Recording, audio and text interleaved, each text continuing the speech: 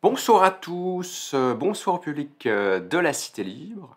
Ce soir, je vous propose une conférence de philosophie de la religion qui porte aussi par un autre aspect sur l'histoire des idées, l'histoire de la critique de la religion, l'histoire moderne. On va parler d'un penseur du XVIIe siècle, un penseur britannique, Thomas Hobbes, dont il aura peut-être déjà été question à cette date sur la chaîne de la Cité Libre que vous consultez.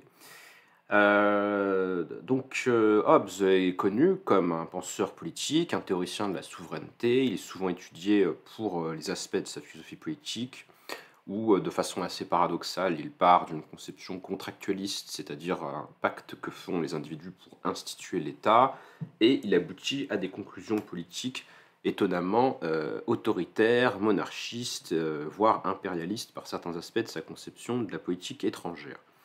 Par conséquent, la figure de Hobbes semble brouillée ou ambiguë. Comment pourrais-je dire? Par certains aspects, dans une vidéo donc précédente de la chaîne, j'avais présenté Hobbes comme le fondateur d'une forme de pensée de droite, une droite autoritaire, une droite étatiste, une droite statocentrée, voilà, centrée sur la souveraineté de l'État. Et ça explique pourquoi Hobbes a souvent été critiqué au siècle suivant, au XVIIe siècle, au siècle des Lumières, par tout un ensemble d'auteurs, notamment en Angleterre, on peut penser à Adam Smith, qui lui reproche bien évidemment son autoritarisme, son pessimisme anthropologique, sa conception de la nature humaine comme foncièrement conflictuelle et égoïste. Donc tout ça le met finalement en décalage par rapport à la philosophie des Lumières. Mais par d'autres aspects, et j'en avais déjà parlé dans ma conférence sur la pensée politique de Hobbes, il est aussi en rupture totale avec la tradition de la philosophie politique chrétienne médiévale et même avec ses origines lointaines dans la pensée politique, par exemple, de Platon, avec une justification finalement d'un pouvoir autoritaire fondé sur une inégalité de nature entre les individus.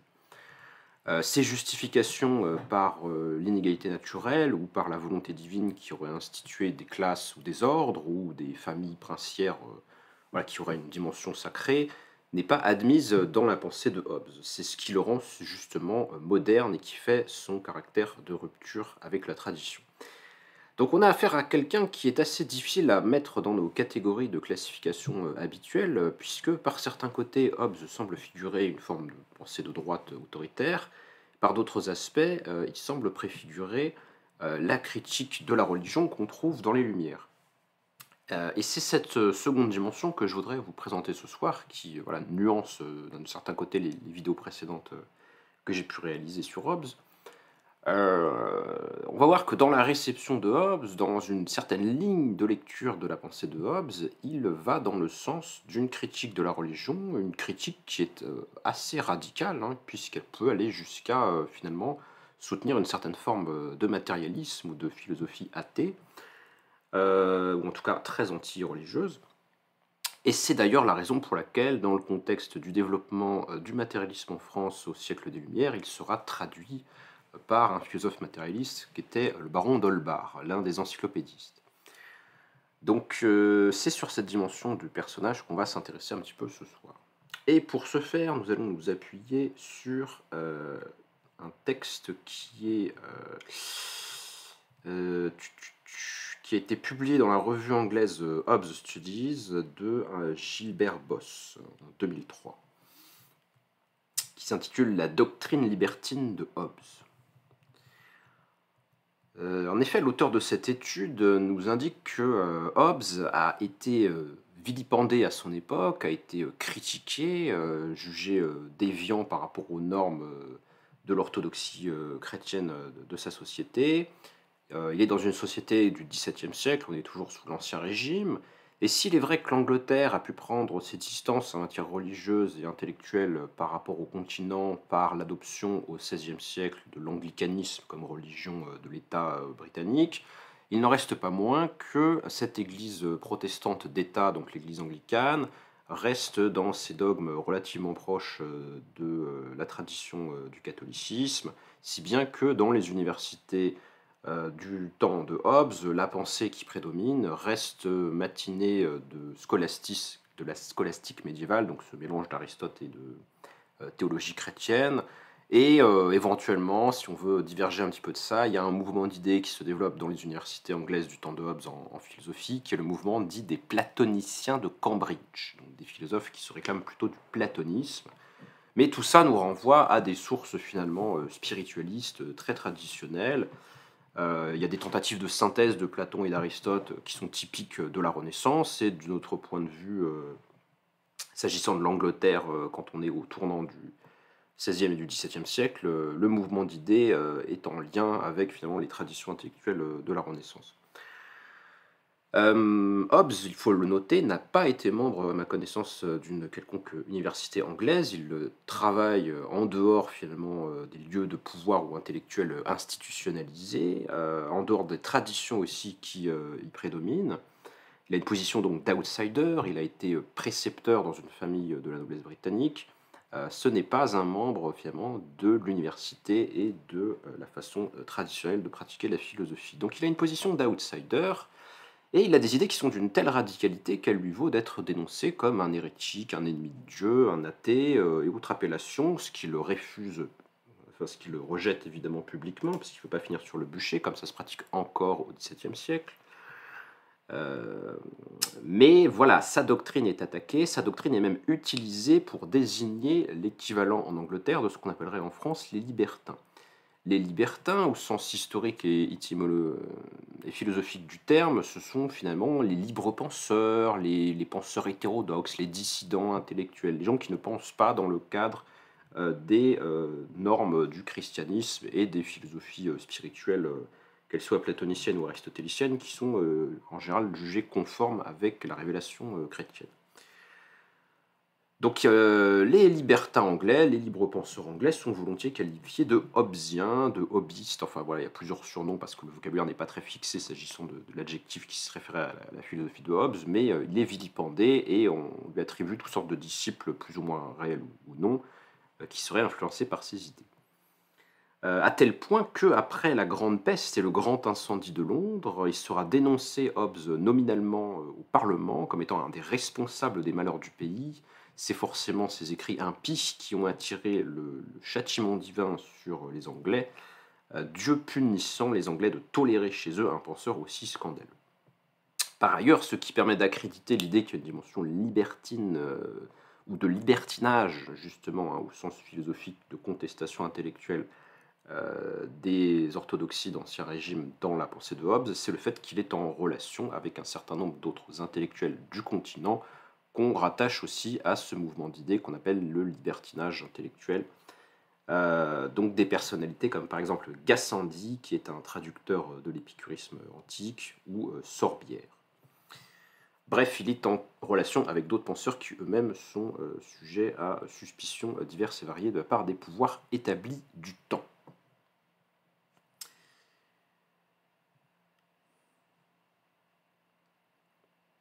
Alors évidemment, cette situation fait que l'absence de liberté de pensée et d'expression, la censure, l'existence de l'Inquisition, l'existence des bûchers voilà, qui sont tout prêts pour les athées ou prétendus tels, fait que les auteurs qui vont développer une pensée hétérodoxe ou en dehors des normes établies sont obligés de jouer avec la censure, de ruser, d'employer diverses stratégies, ce qui rend les textes de cette période cryptés, allusifs, parfois à double sens. Et donc, la lecture ou l'interprétation des œuvres de cette époque demande un effort et un parti pris d'interprétation, signalons-le. Comment Hobbes va-t-il opérer pour faire la critique de la religion? Qu'est-ce qu'il trouve à critiquer dans la religion? Et plus spécialement, on va commencer par la théologie, c'est-à-dire le savoir ou la science, ou le discours qui se prétend une science et un savoir, s'agissant de Dieu. Hobbes considère que la théologie est sans objet, c'est-à-dire qu'il ne va pas opposer à la théologie protestante officielle une autre théologie protestante alternative, ou défendre le catholicisme, ou défendre une théologie contre une autre. Il considère que le discours théologique dans son ensemble est sans objet, c'est-à-dire qu'il ne concerne rien de réel. Comment va-t-il défendre une telle idée qui est quand même manifestement très hétérodoxe et impie selon les théologiens de l'époque? Eh bien, pour déconstruire, hein, démolir finalement cette théologie qui est enseignée à l'université, qui fait partie des savoirs universitaires dans lesquels on peut se spécialiser, hein, puisque quand on a fait quand on a étudié les premiers cycles universitaires et qu'on arrive dans la formation finale, si vous voulez, on est soit formé en médecine, soit en droit, soit en théologie. C'est les trois filières principales de l'université médiévale et moderne de l'université dite scolastique, quoi, hein. Comment va-t-il dénoncer la prétention de savoir des théologiens en montrant que leur discours est sans objet? Eh bien, selon Hobbes, la prétention de parler, donc de tenir un propos rationnel et intelligible sur Dieu, est infondée parce que l'idée de Dieu ne correspond à rien. C'est presque une critique qu'on pourrait qualifier de psychologique, hein, ou en tout cas il y a une certaine tradition anglaise, empiriste de psychologie introspective ou de psychologie analytique qu'on trouve chez Hobbes, qu'on trouvera plus tard chez John Locke au XVIIe siècle ou au siècle suivant chez Berkeley ou David Hume, qui sont d'ailleurs tous des philosophes de tradition empiriste et nominaliste, pour faire très court. Eh bien, Hobbes, considérant l'idée de Dieu, justement, va dénoncer cette idée comme n'ayant aucune réalité, aucune consistance, aucun référent réel possible. C'est une position qui est en opposition, justement, avec ce que dit à la même époque un philosophe au moins aussi célèbre, en tout cas très marquant dans l'histoire philosophique du XVIIe siècle, qui est Descartes. Car Descartes, dans ses méditations métaphysiques qui datent du milieu du XVIIe siècle, utilise comme argument essentiel pour démontrer l'existence de Dieu, un argument qui reprend à saint Anselme et à des auteurs plus anciens, parce que c'est un argument qui existait déjà en fait dans l'Antiquité, qui est l'argument qu'on appelle ontologique, qui consiste à essayer de soutenir que la seule définition de Dieu implique son existence, en fait, que les propriétés qui le caractérisent sont des propriétés telles qu'un être ainsi défini existe forcément. Dieu, c'est donc cet être créateur du monde, surnaturel, cet être tout-puissant, cet être omnipotent, cet être omniscient, omniprésent, hein, il y a beaucoup de omni chez Dieu, hein, puisqu'il représente finalement la totalité et la perfection. C'est l'être qui concentre toutes les perfections, qui est parfait au plus haut degré qu'il soit possible de concevoir un être parfait. C'est l'être éternel, c'est l'être infini, hein, et selon la thèse que défend Descartes dans ses méditations métaphysiques, je fais très bref là-dessus parce qu'il y aura probablement une vidéo un de ces jours sur soit l'analyse détaillée de l'argument ontologique, soit sur Descartes et sa philosophie, mais pour Descartes, nous sommes nous-mêmes des êtres finis et limités, nous sommes des êtres temporels, des êtres souffrants, des êtres imparfaits, impuissants, notre imagination rencontre diverses limites, hein, il y a des choses qu'on ne peut pas penser, voilà, enfin, on sent bien les limites des possibilités humaines par toutes sortes de situations. Or, comment un être fini tel que nous peut-il avoir à l'esprit l'idée d'un être infini? Et bien, la réponse de Descartes à cette situation, c'est que, en fait, l'être infini tout-puissant que nous avons à l'esprit lorsque nous pensons à Dieu existe nécessairement, puisque il faut que ce soit lui qui nous ait conféré cette idée de l'infinité que notre propre finitude n'aurait pas pu nous donner d'elle-même.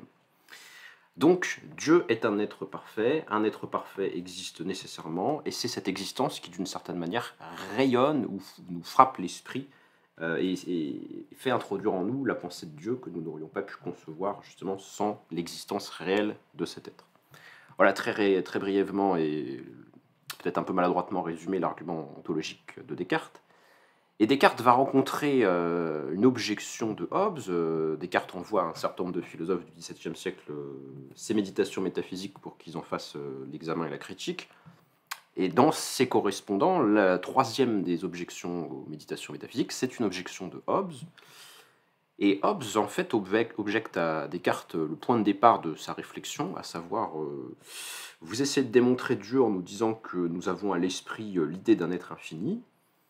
Et Hobbes lui répond tout simplement, ben, moi je me suis bien examiné par introspection, je n'ai pas à l'esprit l'idée d'un être infini. Quand j'essaie de penser à ça, il ne se passe rien, quoi. Donc évidemment, si on n'accepte pas cette espèce de prémisse intuitive de Descartes, tout le raisonnement s'écroule, il n'y a plus de preuve de l'existence de Dieu. Du coup. En tout cas, il n'y a plus la preuve ontologique. Alors, examinons un petit peu ce point parce que c'est très important et ça a des conséquences qui vont très très loin. Donc, pour de nombreux philosophes et théologiens, le raisonnement philosophique pouvait apporter à la religion des preuves de l'existence de Dieu. Alors, l'argument ontologique, ça fait partie de la catégorie des preuves de l'existence de Dieu qu'on appelle les démonstrations a priori. C'est-à-dire que ce sont des démonstrations qui dépendent du raisonnement pur et non pas d'une expérience quelconque. Les autres démonstrations seraient par exemple des démonstrations a posteriori du type le monde est beau, le monde est bien ordonné. Pour qu'il soit bien ordonné, il faut qu'un être intelligent l'ait fabriqué, donc Dieu existe. Ça, ce serait un type d'argument a posteriori, puisqu'il faut d'abord observer un monde empirique bien ordonné pour ensuite en venir à l'idée d'un créateur. Descartes refuse tous les arguments a posteriori, puisqu'il est idéaliste et qu'il part du cogito, donc la pensée pure, quoi. Mais dans les arguments a priori, il y a celui qui fait découler de la seule définition de Dieu la nécessité de son existence. Il suffit de considérer clairement et distinctement cette idée de Dieu pour voir que forcément ça vient pas de nous, ça vient de lui, il nous a donné Dieu est en vous, comme dit l'Évangile. Donc finalement, Descartes, il est très fidèle à ça. L'introspection nous amène à la considération du divin. C'est une philosophie spiritualiste et méditative. Alors Hobbes, il n'admet pas du tout ça. Comment est-ce qu'il essaye de démontrer qu'un tel argument n'est invalide ?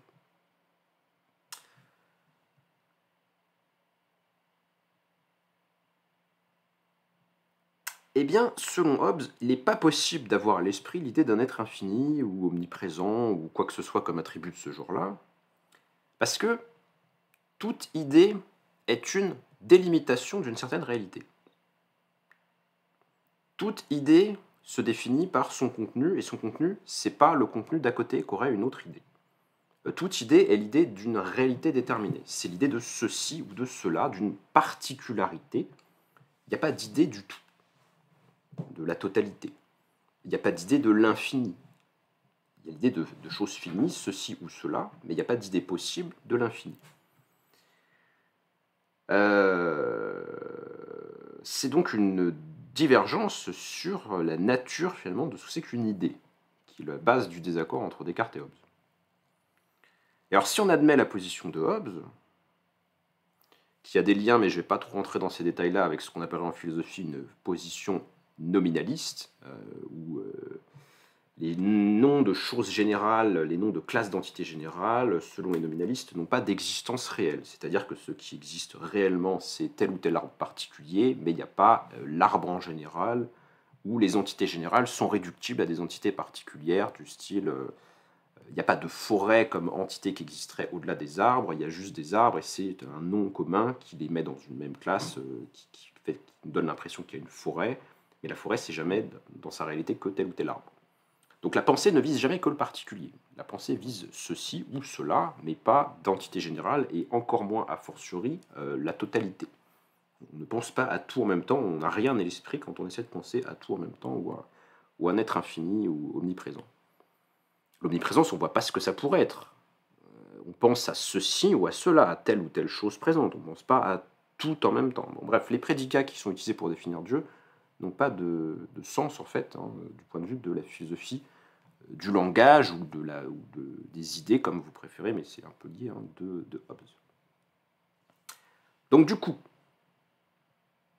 ou bien quand on pense à Dieu, on pense à rien, ou bien ce qu'on prétend penser quand on dit qu'on pense à Dieu, c'est en fait une réalité finie, imparfaite. On pense peut-être à une sorte de personnage barbu dans le ciel, ou on pense peut-être à une sorte de force très puissante, mais c'est pas Dieu, c'est toujours ceci ou cela.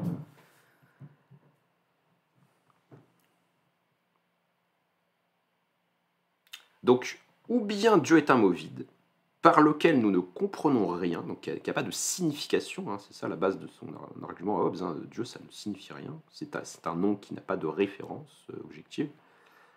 Bien c'est un mot qui ne signifie rien, de sorte que la théologie perd son objet principal, et tout l'appui sur lequel elle prétendait se fonder comme science, et a fortiori comme science supérieure à la philosophie.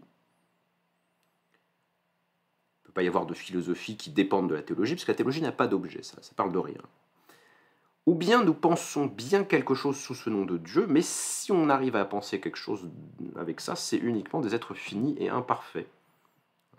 Voilà, on pense à tel ou tel dieu singulier, comme les dieux des païens, par exemple. Oui, oui, Arès, on peut s'imaginer plus ou moins un personnage qui serait le dieu de la guerre. Mais c'est pas Dieu au sens où la théologie parle de Dieu. Voilà. Bon.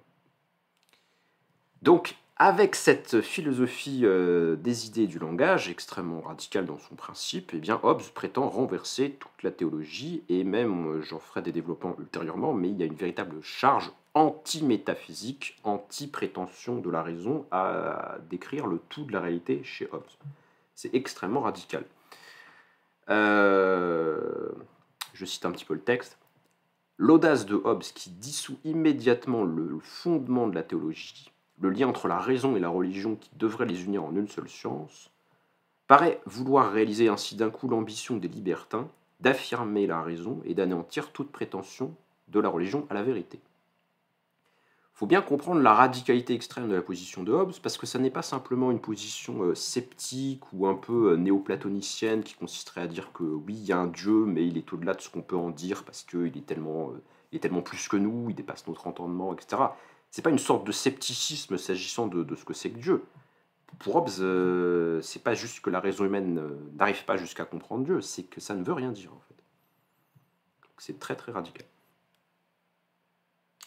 La théologie, le discours théologique, la réflexion sur les attributs de Dieu, comment est-ce qu'il se combine, comment est-ce qu'il se combine pas, et comment est-ce qu'il peut être à la fois omniscient et omnipotent, et est-ce que l'omnipotence c'est pas contradictoire, parce que comment il pourrait créer un caillou qui peut pas soulever, et autres paradoxes logiques qu'entraîne la réflexion sur la plupart des attributs de Dieu pris isolément ou pris en considération les uns par rapport aux autres. Tout ce discours-là, qui fait le savoir officiel de son temps, Hobbes le considère comme un ramassis d'absurdités et d'expressions dépourvues de sens. Donc c'est très radical non seulement sur le plan intellectuel, mais aussi sur le plan social. En fait, il y a toute une classe de gens qui sont dans les facs, qui sont payés par l'État, ou le Vatican, enfin selon les pays, quoi, qui prétendent avoir un savoir, en fait, ils ne parlent de rien. Donc c'est une opposition qui est non seulement intellectuelle, mais qui aurait aussi un sens social, qui oppose une couche sociale, les philosophes ou les scientifiques, à la couche sociale régnante, à savoir les théologiens. La position de Hobbes affirme donc la radicale indépendance de la philosophie, c'est-à-dire de la raison, indépendamment de la révélation. La raison n'a pas besoin de réfléchir sur Dieu, ça ne veut rien dire, elle doit se porter sur des entités qui correspondent à une expérience seulement possible, si on voulait le formuler dans le langage de Kant. Alors à ce stade, on pourrait se dire qu'il ne reste plus rien de la religion et qu'elle peut disparaître. C'est pas tout à fait aussi rapide que ça, vous doutez bien, parce que Hobbes vit à une époque où la majorité de la société est clairement religieuse, donc il y a tout un travail argumentatif supplémentaire qu'il va ajouter.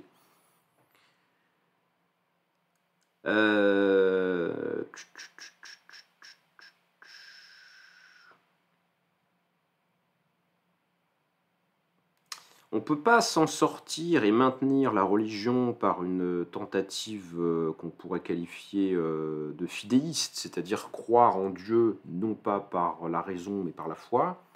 Pour Hobbes, il n'y a pas d'autre moyen de s'assurer de quelque chose que la raison, parce que quand on prétend dire qu'on croit sur la base de la foi, on croit sur la base du fait qu'on a confiance en quelqu'un, et cette confiance est justifiée par des raisons. Et ça, même un croyant pourrait l'admettre, enfin potentiellement. C'est-à-dire que si vous dites mes raisons de croire en Dieu, c'est que je crois au témoignage de l'Évangile, Hobbes vous dirait que vous croyez des hommes qui vous ont fait un certain témoignage, et que donc à la fin des fins, c'est vous qui jugez si vous acceptez leur témoignage ou pas. Donc c'est toujours la raison qui est l'instance finalement décisionnelle et centrale. On ne peut pas mettre une autre instance que la raison au-dessus de la raison pour expliquer qu'est-ce qui justifie nos croyances en fait. Bon, alors, donc excite la solution par le saut dans la foi toute seule.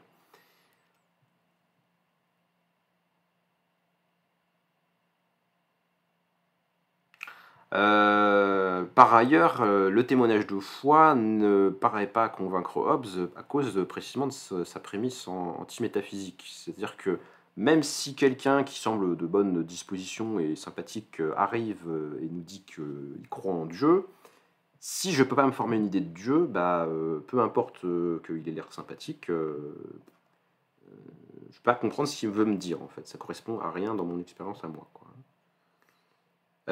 Même si je veux croire la personne qui me fait la révélation, je ne peux croire ce qu'il me dit parce que je ne le conçois pas. Ou à la limite, on pourrait faire semblant d'adhérer extérieurement au fait que si, moi aussi je crois en Dieu, hein, mais si en fait dans mon fort intérieur, quand j'essaie d'y penser, je pense à rien, bah j'y crois pas vraiment, hein, c'est pas possible. Donc c'est d'une très très grande radicalité, puisque en fait la croyance en Dieu n'est tout simplement pas possible, si on suit bien l'argument de Hobbes. C'est une erreur de croire que c'est un contenu ou un référent qui lui donnerait une signification. La psychologie de Hobbes. Alors, une fois qu'il a dit ça, il ne se contente pas finalement de montrer que le discours religieux fondé sur rien est absurde, il faut quand même essayer d'expliquer cette absurdité. Il y a un côté scientifique chez Hobbes, on ne va pas se contenter de constater qu'il y a des gens qui croient des trucs absurdes, il faut expliquer d'où c'est venu qu'ils s'en soient venus à croire des choses absurdes.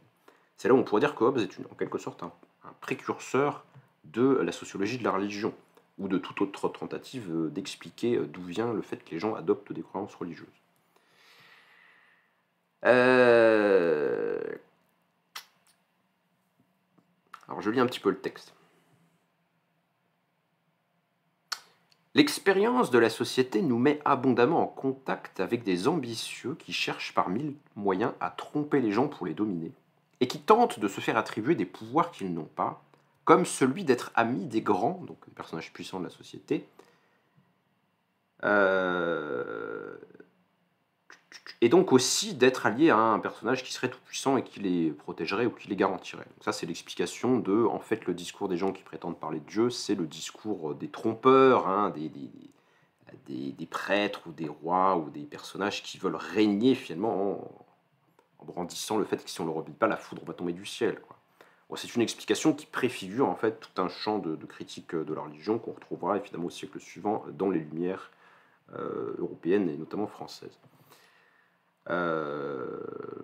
Donc là, la religion, dans cette partie-là de son raisonnement, elle est expliquée par la volonté de domination d'autrui, hein. On voit bien que Hobbes est un penseur du conflit et de la rivalité entre les aspirations égotiques des individus. Donc l'un des moyens de dominer autrui, c'est de manipuler ses croyances. On n'a qu'à lui faire croire qu'une force surnaturelle nous aide, ça permettra de le diriger.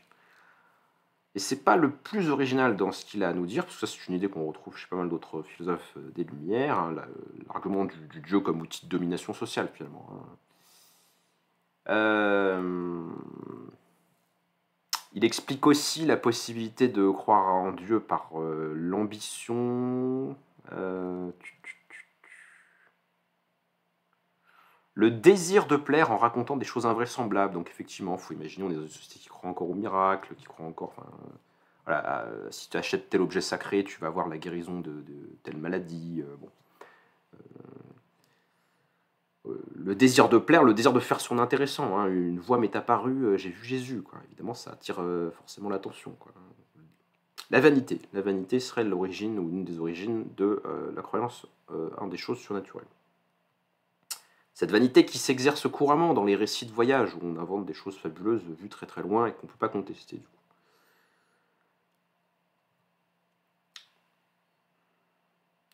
Il explique aussi le phénomène religieux par la volonté de donner une justification indiscutable à certaines mœurs ou imaginations. Donc là, ce serait aussi une explication sociologique. Hein, la force des institutions sociales est d'autant plus grande qu'elles ont une origine infaillible et indiscutable. Si c'est Dieu qui l'a voulu, bah, tu ne peux pas contester, parce que c'est Dieu, en fait. Il est plus sage que nous, par définition. Donc, puisque c'est institué par plus sage que nous, les institutions sociales sont incriticables. Donc il explique finalement aussi la religion, Hobbes, par... le fait de vouloir donner un fondement irrationnel et incriticable aux institutions sociales. Toute cette entreprise de critique, hein, voilà, inscrit Hobbes, malgré les conclusions de sa philosophie politique, dans le mouvement des Lumières et même dans les précurseurs de ces tendances les plus radicales.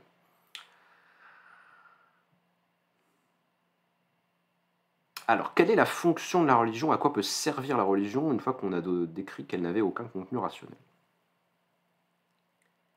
Si je considère à quoi visent concrètement ces essais, de me faire croire qu'il y a des vérités inaccessibles à mon esprit et à celui des hommes en général, donc Dieu existe même si ça ne veut rien dire pour nous, je constate la plupart du temps qu'il s'agit de m'amener à accepter des conclusions morales qu'on pourrait difficilement me faire admettre par le raisonnement, et qui le contredisent même, et qu'on veut ainsi me faire agir à l'encontre des règles morales qui me paraissent les plus raisonnables. D'une manière générale, l'une des utilités ou des fonctions qui expliquent le maintien des croyances religieuses alors qu'elles n'ont pas de justification rationnelle, c'est de soumettre à la volonté de ceux qui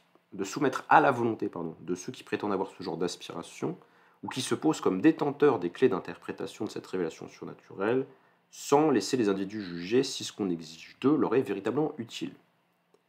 Donc en fait, la religion permet un déplacement de la sphère de la normativité morale. On ne va pas obéir aux règles parce qu'elles sont rationnelles ou utiles, ou parce qu'on a jugé qu'elles nous convenaient, ou qu'elles ont un quelconque rapport avec nos désirs. Ça permet finalement de faire obéir l'individu à des choses qui n'ont aucun lien avec ce qu'il pourrait souhaiter par son raisonnement personnel. Il faut faire comme ça parce que Dieu l'a dit. Voilà. C'est incontestable et incritiquable. Donc c'est un moyen d'obéissance imposé à autrui, c'est un moyen de détruire chez les individus leur capacité à raisonner par eux-mêmes. Et c'est pas rationnel d'adopter un comportement de soumission à des autorités religieuses, car l'auteur nous raconte un peu la vision des choses de Hobbes. Mais les seuls moyens d'un individu pour qu'il puisse déterminer ce qui est bon pour lui sont l'expérience et le raisonnement.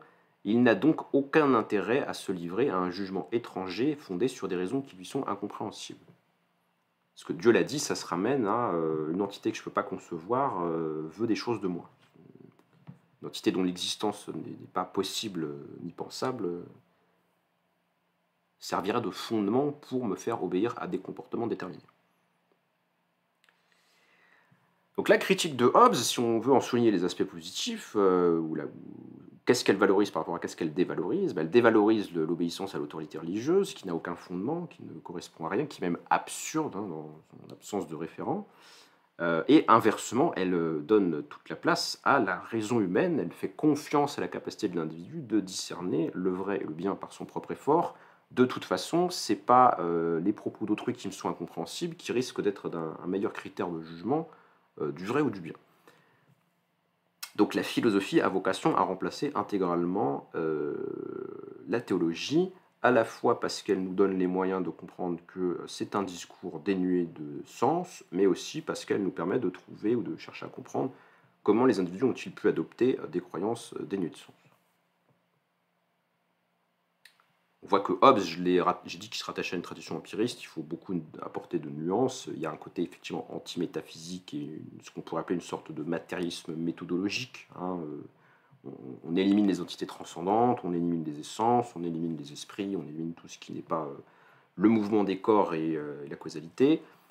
Mais ça n'est pas un empirisme sceptique à la Hume, c'est un empirisme qui admet l'existence de rapports rationnels entre les différentes parties du monde, entre les différents corps, et donc on peut dépasser ce qui est immédiatement observable par la recherche des causes. Et on voit que ça se marque à la fois dans la physique de Hobbes, évidemment, mais aussi dans ses analyses sociales.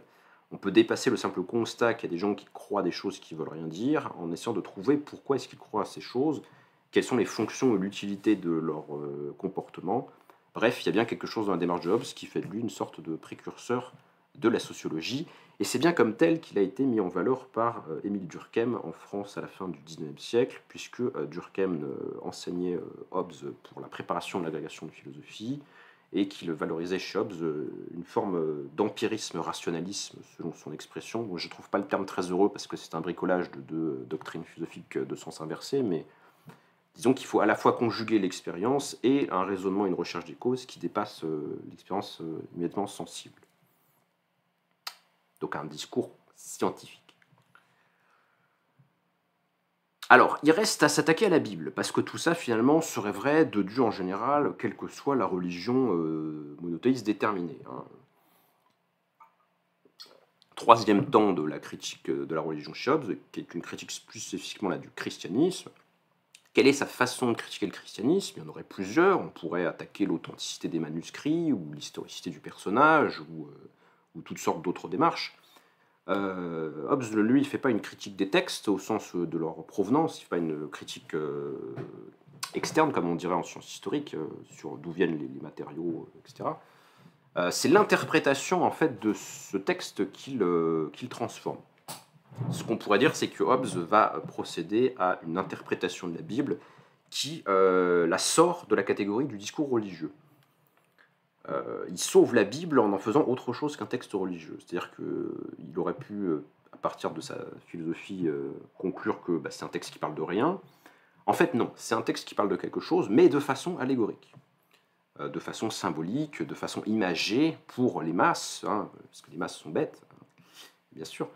Donc il faut leur parler un langage très très simple, un langage qui n'est pas celui de la science. On voit bien que la Bible, c'est pas un traité de physique comme celle que construit Galilée ou les scientifiques du temps de Hobbes. C'est pas un discours qui comprend véritablement les causes du fonctionnement de la nature ou quoi que ce soit qui aurait un lien avec la science, c'est-à-dire quand même pas mal pour Hobbes avec les mathématiques.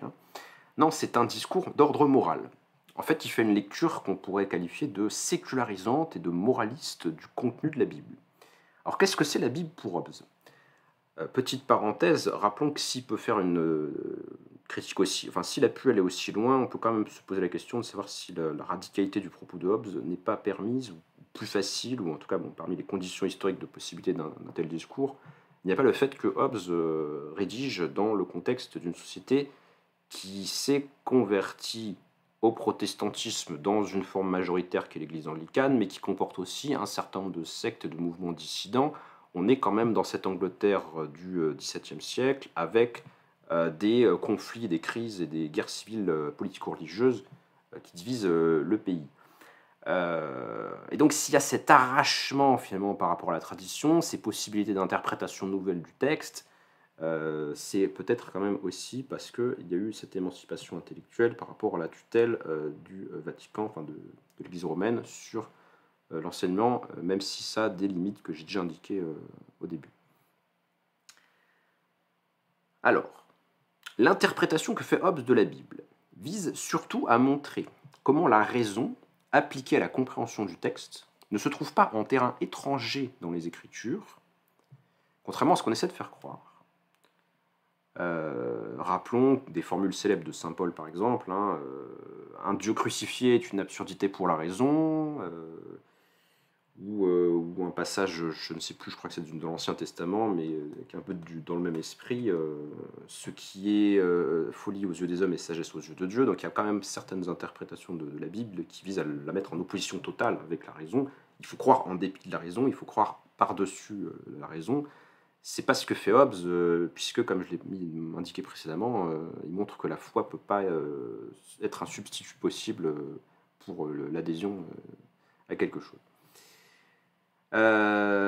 Il va donc tenter de faire de la Bible un objet d'enquête scientifique pour en expliciter le sens. Et la science pour Hobbes, alors il faudra entrer dans des détails, mais ça nous amènerait trop loin et je vois l'heure qui tourne, la science pour Hobbes procède par la définition des termes. C'est avec un langage bien défini et des idées bien claires au départ qu'on peut arriver à des déductions rationnelles. Il y a quand même le modèle scientifique des éléments d'Euclide en géométrie, en mathématiques, toute science n'est pas mathématique, mais la mathématique est le modèle de toute science bien organisée pour Hobbes et un certain nombre de ses contemporains comme Pascal ou Descartes. Donc en toute chose, commencer par les définitions. Avec cette différence par rapport aux sciences de la nature, que dans l'étude de la Bible, tout comme dans le domaine du droit, et Hobbes est aussi un juriste formé au droit romain, les définitions doivent être tirées de l'usage même de la langue des auteurs bibliques. Il faut comprendre la Bible en fonction de sa propre fin sans y importer des intentions étrangères. Donc un travail d'exégèse, qu'est-ce que veut dire le texte, en quel sens les auteurs voulaient-ils dire telle ou telle chose, bon. Et du point de vue de Hobbes, la Bible a un objet qui est moral et non pas scientifique. Elle ne vise pas à expliquer qu'est-ce que c'est que le monde ou comment il fonctionne, elle vise à normer, comme le droit. C'est un discours normatif, c'est un discours moral.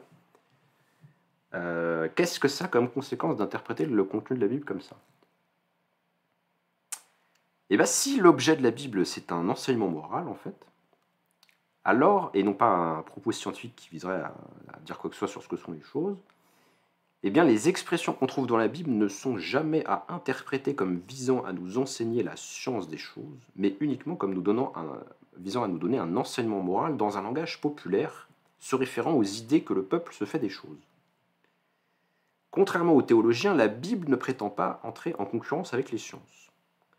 Donc, premier temps, il y a une séparation entre, comment dirais-je, la Bible a un sens dans son ordre, qui n'est pas un ordre vraiment religieux en fait, mais un ordre moral, et la science a un sens dans son ordre, qui est la connaissance de la réalité.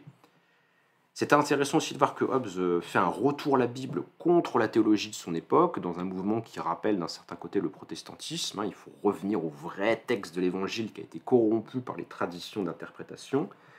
Et le côté protestant, un peu, si vous voulez, de Hobbes se remarque au fait qu'il attaque beaucoup le discours théologique en le rapportant à Aristote.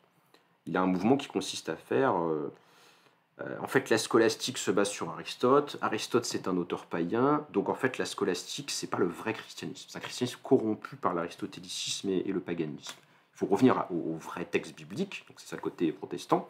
Et là où Hobbes n'est pas du tout Luther, évidemment, c'est que le vrai texte biblique, c'est un texte moral. Vous voyez, je vais un peu vite, mais c'est ça l'opération qu'il accomplit dans son interprétation de la Bible. Donc, en fait, c'est pas un texte mystérieux, la Bible. On peut parfaitement comprendre tout ce qui est dit dedans. C'est un discours moral. Il suffit de voir que derrière les images, il y a un message moral. Comment faut-il se comporter dans la vie, en fait. Le texte biblique ne présuppose jamais l'idée de substance incorporelle ou d'autres entités métaphysiques de la scolastique, là, empruntée justement à Aristote et à ses métaphysiques. Par exemple, l'expression de royaume de Dieu qu'on trouve dans l'Évangile ne signifie pas, selon Hobbes, un paradis dans les cieux, mais un royaume terrestre. Soit l'expression désigne le royaume d'Israël, donc l'État juif de l'Antiquité durant sa période théocratique, soit le royaume des dieux figure un royaume futur promis aux élus. Un royaume futur terrestre. Donc pas un paradis dans un autre monde. C'est ça le message en fait. Donc lecture évidemment scandaleuse, hérétique et plus qu'hérétique même. Un discours qui est déconfessionnalisé, déthéologisé, qui est sécularisé en fait. La Bible c'est un message moral. Alors, ce qui est très paradoxal dans la façon dont Hobbes procède vis-à-vis de la Bible, c'est que il ne la renverse pas comme pourront le faire un certain nombre de libertins, d'athées, de libres penseurs ou de philosophes des Lumières radicales qui voudront lui retirer toute validité, soit par la critique de ses sources. N'oublions pas que Hobbes a aussi influencé Spinoza, qui est l'un des premiers à faire une critique historique des textes religieux, de leur provenance, du sens des termes, en attaquant l'incompréhension des auteurs, des prophètes vis-à-vis de tel ou tel phénomène naturel incompris. Bon. C'est pas une critique de provenance, c'est pas une critique de l'irrationalité des auteurs de la Bible. Pour Hobbes, la Bible c'est totalement rationnel, c'est un discours moral. Donc Hobbes il a une position un peu particulière parmi les libertins, puisque il ne se pose pas frontalement en opposition avec la Bible. Il prétend être parfaitement orthodoxe, la Bible, c'est lui qui la défend, et c'est un discours moral. C'est par exemple ce qu'il affirme à la fin de la troisième partie du Léviathan, lorsqu'il prétend ne vouloir avancer aucune position personnelle. Je ne fais qu'expliquer ce que c'est. Ainsi, loin de se trouver en opposition à la tradition religieuse, ici en tout cas, le philosophe parvient à se réconcilier totalement avec elle, puisque la philosophie, ou la critique philosophique, n'est que l'explicitation du contenu de la Bible. Voilà ce que veut dire le texte. Le texte continue de faire autorité dans son ordre, qui est un ordre moral. Aimez-vous les uns les autres. Alors il y a plusieurs manières de le voir. Soit on pense qu'Hobbes est sincère et qu'il a une compréhension très étrange de la Bible, soit on pense qu'en fait c'est un petit peu une farce et un masque. C'est plutôt l'interprétation que retient l'auteur de l'article. La critique libertine ne pouvait pas se faire ouvertement, et les lecteurs libertins de Hobbes devaient deviner une ruse dans cette manière de se réapproprier les fondements bibliques du christianisme pour les retourner contre les doctrines enseignées généralement dans la chrétienté. Parce que c'est ça un peu la démarche. La Bible telle que l'interprète Hobbes renverse la théologie professée dans les universités de son temps. Donc le même texte sert à l'opposition et à l'orthodoxie, si vous voulez. Alors j'avance un petit peu. Il y a des passages, mais je vais peut-être pas trop m'y attarder, où Hobbes s'appuie sur la fameuse formule du Christ, rendre à César ce qui est à César, pour affirmer que le Christ n'a jamais voulu une domination politique, que donc le règne de Dieu ne peut se faire que par une argumentation rationnelle, par un discours. Hein, ne voit-on pas le Christ parler aux gens, hein, finalement, et puis il ne fonde pas un État pour les forcer à croire quelque chose. Hein. Donc, de véritables chrétiens ne peuvent pas accepter une quelconque autorité politique au nom de la religion. Ce n'est pas rationnel, c'est pas ça le message de la Bible tel que Hobbes l'interprète. Je cite un petit peu. Le Christ a toujours affirmé que le règne de Dieu était à venir et non présent, si bien qu'il n'abolissait en rien les autorités politiques actuelles, mais demandait au contraire d'y obéir. Et là, sur ce point, Hobbes ne serait pas en désaccord avec saint Paul, par exemple. Le Christ ne méprisait pas la raison puisqu'il s'est contenté de moyens discursifs, hein, la parole. Or, dans tout essai de persuasion, c'est à l'auditeur qu'appartient le jugement, si bien, conclusion, que le Christ a voulu laisser les hommes libres de le croire ou non, contrairement à l'Église catholique, qui introduit la contrainte dans le domaine de la foi, avec la censure, avec l'Inquisition, avec l'empêchement d'exercer sa raison ou d'être convaincu ou pas par soi-même, en fait. Donc il y a une véritable indépendance de la raison chez Hobbes. C'est à la raison de juger de la théologie et certainement pas l'inverse. Le Christ tel que le comprend Hobbes est foncièrement d'accord avec les libertins pour leur concéder l'entière liberté de penser et de juger selon leurs propres raisons en face même de son enseignement. On ne peut pas justifier la suppression de la liberté par la vertu ou le salut que devrait permettre le christianisme. C'est au contraire la raison qui doit juger de ce que vaut la proposition chrétienne. On pourrait appeler ça le côté libéral de Hobbes, même si ce serait un peu un abus de langage de le ranger dans cette catégorie politique. En tout cas, il y a un côté de rejet d'une prétention d'une autorité politique concurrente que serait l'Église. N'oublions pas que c'est un penseur de la souveraineté. Il faut mettre un terme aux luttes entre les Églises, qui toutes prétendent nous faire obéir au nom de Dieu, bien sûr. Alors, non content de dénoncer la paganisation du christianisme par l'intégration scolastique de l'aristotélisme, Hobbes dénonce les prêtres et les théologiens qui ont voulu s'attribuer des pouvoirs magiques. On peut penser à la dénonciation protestante, ou en tout cas calviniste, de la transsubstantiation, hein, la transformation des espèces au cours de l'office, ou d'autres superstitions diverses et variées, guérison des plaies, miracles, vierges qui apparaissent près des fontaines, enfin bon, tout ce qu'on veut.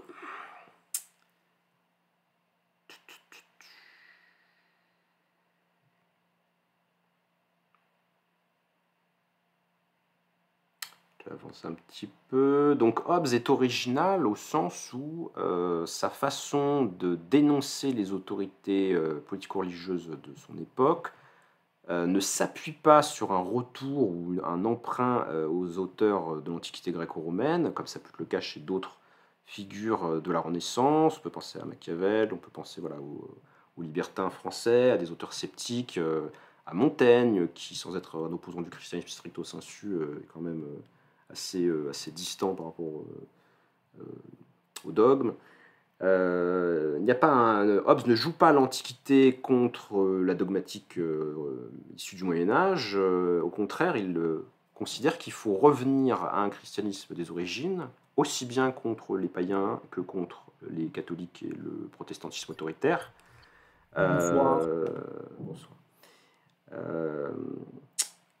Donc, il joue le christianisme des origines contre les forces qui empêchent l'avènement de la raison et de la rationalité moderne, et ça lui donne par certains côtés des airs de ressemblance avec l'interprétation qu'on aurait du christianisme chez Hegel, par exemple.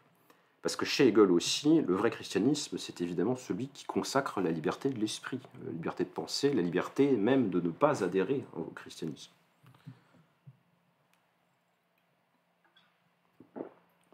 Donc il y a une appropriation de la Bible qui est anti-autoritaire, en fait, aussi bien chez Hobbes que chez Hegel, et c'est intéressant de le noter, parce que ce sont des auteurs très différents par plein d'autres aspects, et aussi parce que ce sont des auteurs de pays protestants. On n'a pas connaissance, me semble-t-il, de cette tentative, finalement, de désautoritariser la tradition chrétienne dans des pays à dominante catholique. En tout cas, c'est pas aussi aussi connu, mais enfin, je ne connais pas d'exemple.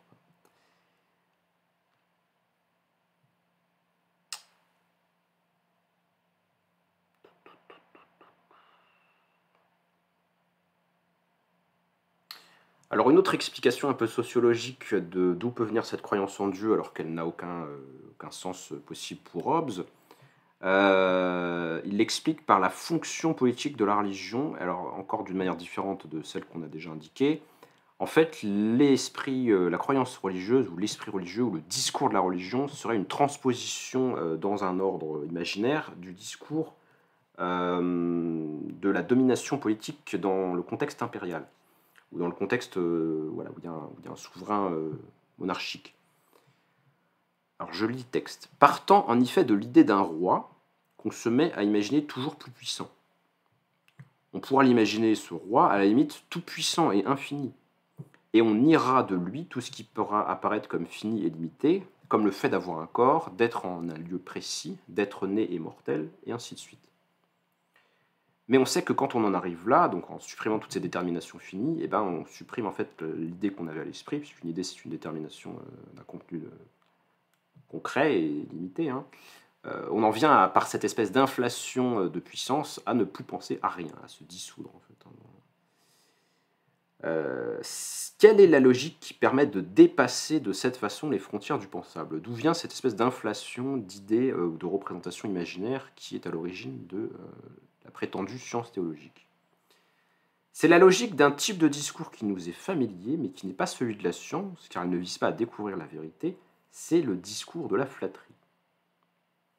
Dans ce jeu d'invention de marque d'honneur qui est celui de la flatterie, il ne s'agit pas du tout de respecter la vérité, mais bien au contraire d'exagérer et d'attribuer à celui qu'on flatte, non pas les qualités qu'il a, mais d'autres bien plus grandes, afin de lui plaire par une attitude de révérence et de dévotion à son égard. Le plus grand des monarques de la Terre.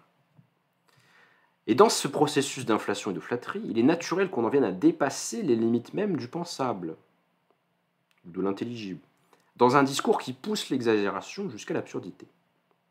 Or, telle est la situation dans laquelle se trouve le sujet d'un très grand roi, auquel il veut manifester non pas qu'il le connaît, ce qui pourrait même être une insulte, parce que ça indique une proximité entre celui qui connaît et l'objet connu, mais qu'il le vénère, en accentuant à l'extrême la disproportion de puissance entre eux.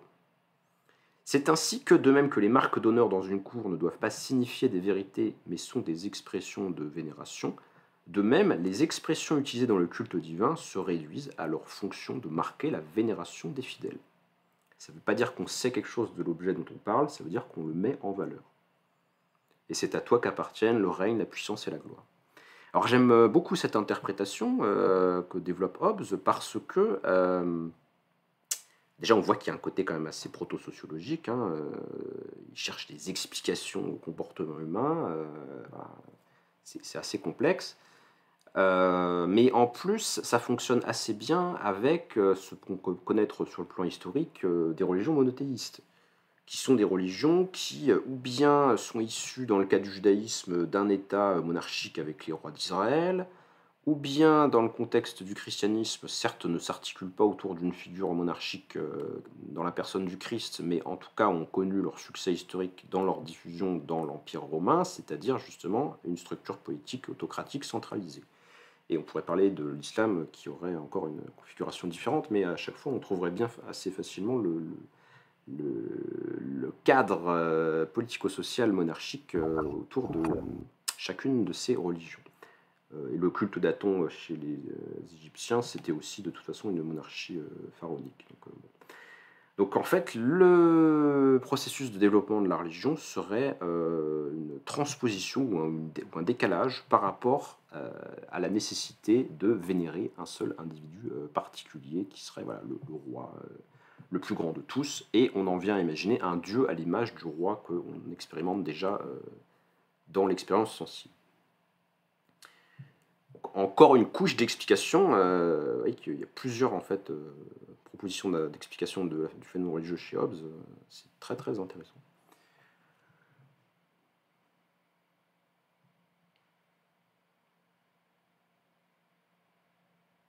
Allez, j'avance un petit peu, je ne vous fais pas tout le détail de l'explication.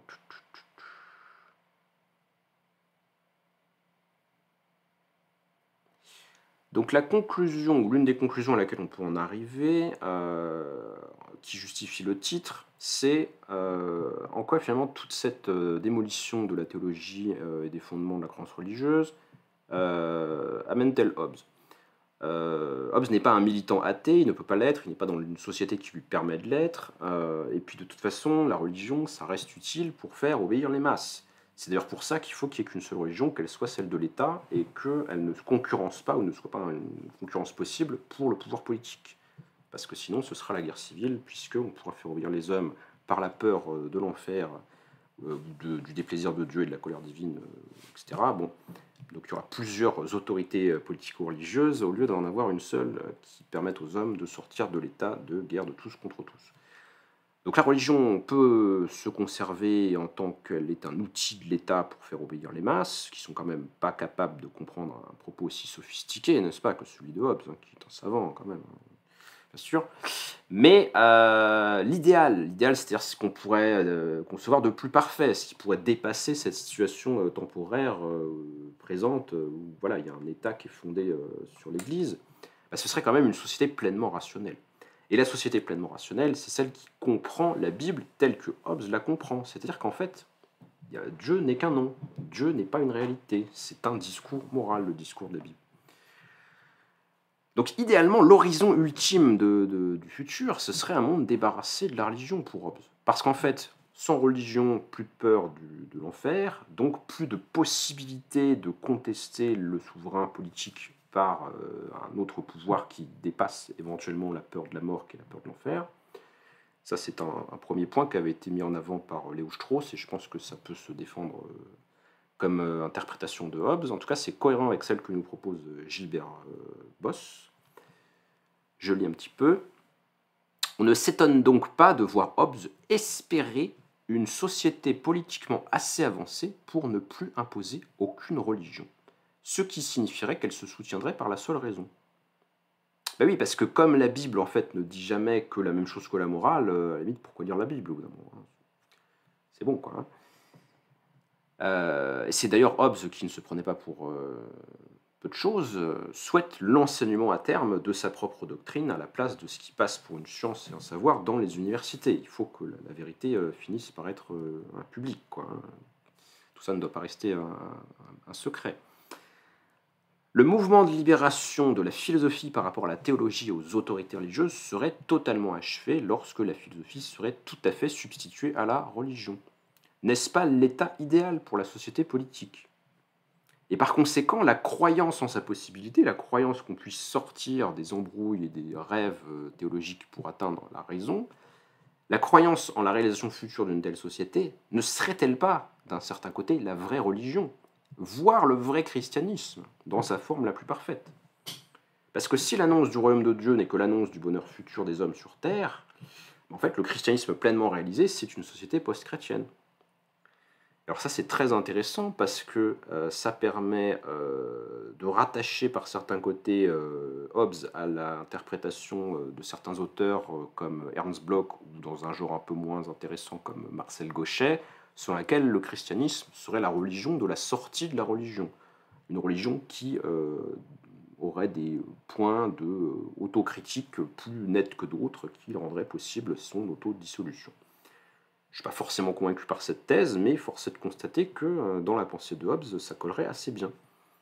Si on voulait reprendre une formule du jeune Marx, qui a été chrétien d'ailleurs très peu de temps, mais à un certain point de sa jeunesse quand même, on pourrait dire que le christianisme, il se réalise en se supprimant.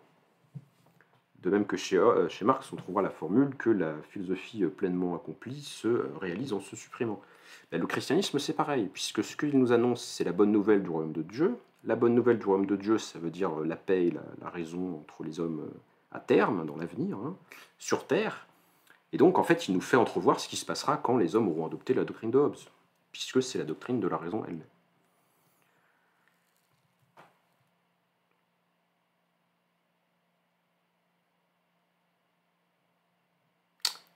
Que les citoyens respectent les lois, et que le souverain se soucie du salut de tous, salut terrestre, puisque l'âme est mortelle, il y a un mortalisme chez Hobbes du point de vue de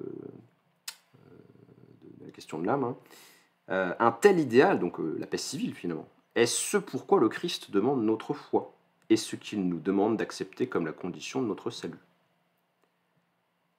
Et donc, en ce sens-là, la religion pourrait être maintenue en tant que ça n'est jamais qu'un message moral qui peut être un appui pour la République hobbesienne, hein, donc une République qui permet le maintien de la paix civile.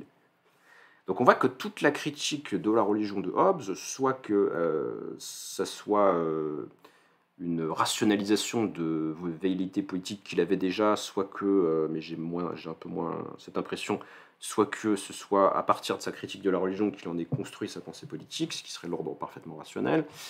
On voit que tout ça est cohérent. On voit que sa critique de la religion lui permet d'aller vers l'idée que l'État a pour fonction de maintenir la paix civile et de supprimer l'état de nature, et que le christianisme peut y contribuer à condition de l'interpréter strictement comme la doctrine qui présuppose, qui prône la paix civile. Et ainsi, le christianisme se réalise bien en se supprimant, comme christianisme au sens religieux, justement. Ça devient une doctrine morale, voilà. Donc c'est très remarquable, c'est d'une radicalité extrême. Évidemment, Hobbes n'a pas eu véritablement de disciples ou de continuateurs officiels, comme on l'aurait-il pu dans le contexte du XVIIe siècle. Mais il a eu des lecteurs, il a fait des œuvres en anglais et en latin. Qu'en ont-ils compris? Ont-ils pu entrevoir la subtilité de sa vision de la religion au-delà des références explicites à son orthodoxie et des citations explicites tirées de l'Évangile? Voilà, c'est une vraie question plus historique d'ailleurs sur comment Hobbes a-t-il été reçu à l'époque moderne. Mais voilà, j'espère que cet exposé vous aura intéressé, vous aura montré véritablement l'audace intellectuelle de Hobbes et la cohérence aussi, la très grande logique de sa pensée, hein, puisque les idées s'enchaînent quand même de manière assez bien structurée. Voilà, écoutez, n'hésitez pas à commenter cette vidéo, n'hésitez pas à nous rejoindre pour en discuter sur le serveur de la Cité Libre, et puis à très bientôt pour de nouveaux exposés en histoire des idées.